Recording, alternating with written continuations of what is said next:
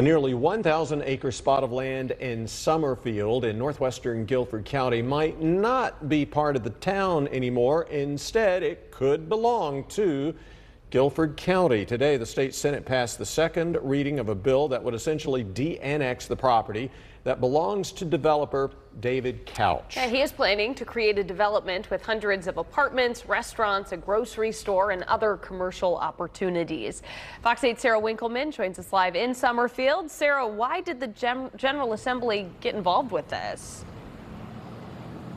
Well, it's because the town council has been against this development proposal. They've actually turned it down twice. When that happens, the landowner can go to the legislature to ask to have that piece of property be de-annexed, meaning basically that no longer that they will need permission from the town. Instead, it will be up to the county. And that's exactly what David Couch did. He went to State Senator Phil Berger. On Monday, Berger sent a letter to the town's mayor stating the town's land use policies were too restrictive and it's in the best interest of the triad to move forward with the proposal, which is why the General Assembly stepped in. There was no discussion in chambers about the bill when lawmakers met this morning. It passed with a vote of 34 to 10.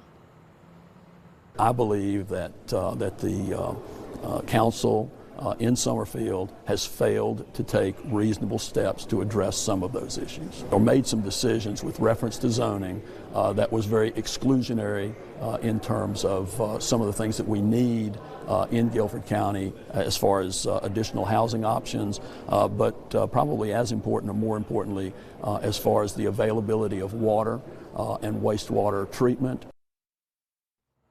And in a statement from Summerfield Mayor Tim Sessoms, he says in part the Summerfield Town Council has made every effort since the de-annexation process began to do the right thing. We implore Senator Berger to facilitate a solution before this is irreversible. Now, after today's approval from the state Senate, it will move on to a third and final reading, which is scheduled for next week. And if that does get approved and the de-annexation does go through, that developer will still need to get approval from Guilford County before starting construction.